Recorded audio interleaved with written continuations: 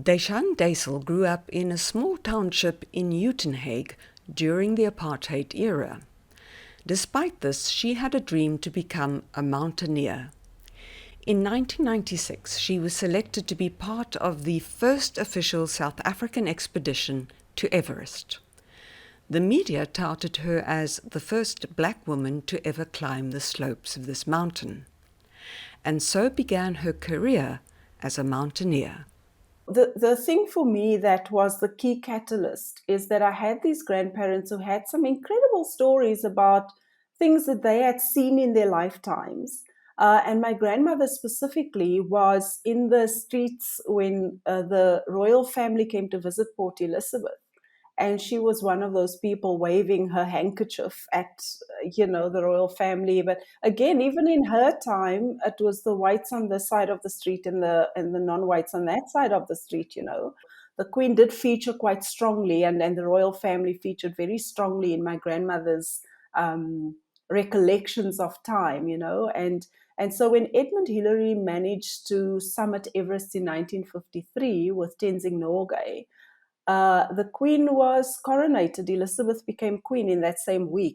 And I connected some of that to what is possible for me. So I guess I knew it's not possible to become royal. So the only other option was to become adventurous like Edmund Hillary.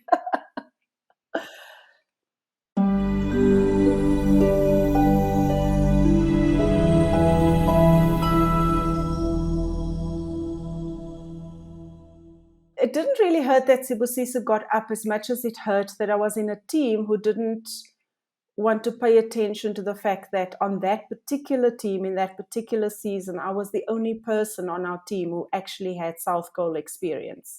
And that nothing I advised or said or recommended was taken into account. So we missed our weather window, got knocked back by a storm.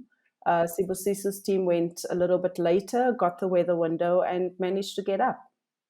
I started climbing, 25 years ago, and there were literally no black people climbing mountains for about 10 to 15 years. When I started climbing, I had no consciousness about this sort of first black thing. I still really hate that term. And I constantly asked myself, what is first black? Is it first Indian? Is it first Sherpa? Is it first this? Is it first African? But if it's first African, then is it African American? Is it first black from Europe? I don't know. And I hated the description because no one says first white. And that really bothers me. I think what one needs to do is figure out for yourself what your real reason, the meaning behind what you're doing, because you need to be able to deflect some of that stuff and not be drawn into it. And you need to kind of, for me, it's I enjoy the idea of firsts, whether it's first achievement or just first to try. It was never my intention to do the first black thing. So when people engage me in that conversation, I get quite awkward because how does one speak it away or explain it away without making people feel like, oh, of course you'd say that. But it is truly authentically that the first black thing was the badge was put on me. And for quite a while, I thought maybe I should carry the badge. And then I did. And then eventually I was like, I actually don't like this badge.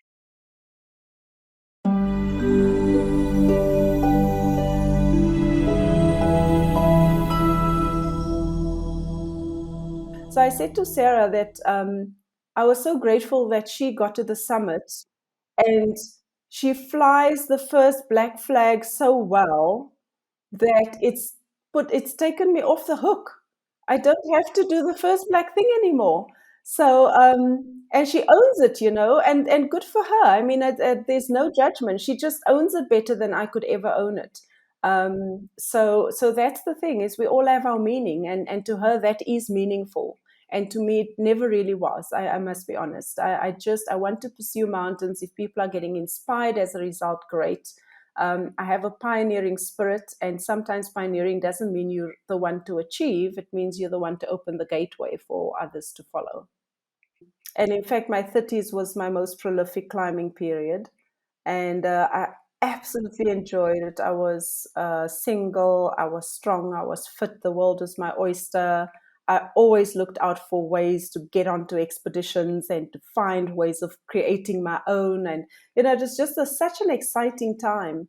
Um, it was also a gut-wrenching time because the mountains really humble you because you try to summit these mountains, and I went after the 7 summits and didn't make it to the top of all of them for all kinds of reasons. And so climbing is like that, you don't always make it to the summit. Um, and so it was also that it was like I thought my 30s was going to be that period where I finish my 7 summits and get it over with, and done and dusted, and get on to the next best thing. And then I got married at 39 and became a mom in my 40s. And that really slows you down. Shocked. I had a cataclysmic avalanche type emotional shift and mental, because I had spent decades being my own person. And suddenly I couldn't just be my own person anymore.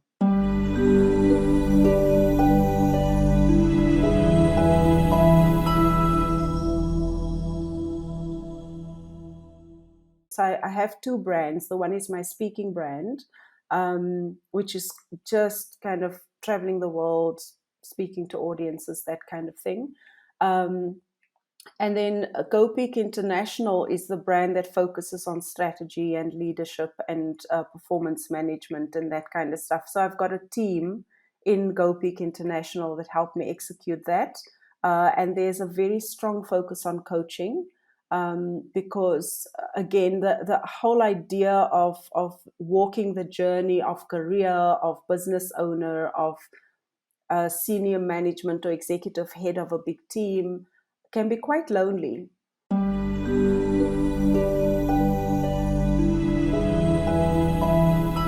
So the Laurier Sport for Good Foundation is really a passion of mine. I recognized early on that I didn't have the capacity to start my own trust or foundation, because that often what sports people do is when they retire, or sort of during the time when they're winding down their sporting activity, they start a trust or a foundation and stuff. And I realized that I don't have the capacity to do that. And I loved already at that stage. I've been with Laureus for almost 20 years now, but I recognized at that stage that Laureus gives the catalyst, or the conduit for me to get involved in making a difference through sport, through advancing the idea that girls can also climb and do adventurous things. And I became an ambassador. I was invited, actually. You don't just sign up to be an ambassador. You get invited. And so I was fortunate enough to get that invitation, and eventually then got the invitation to sit on the board of trustees as well. So I kind of am the one person in the Laureus family in South Africa that is both ambassador and trustee. And it really is such a big privilege, to be able to make decisions that impact children's lives. There's a real sense of meaning and purpose.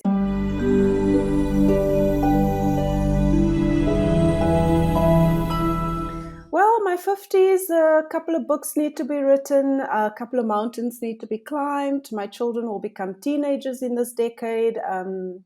So that's going to be interesting. And I've got a business that I'm passionate about growing. So my plate is going to be full.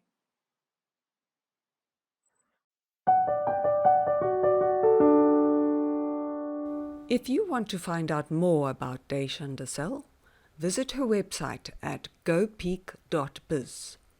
A special thanks to Freesound. This podcast was brought to you by Digital Storyteller.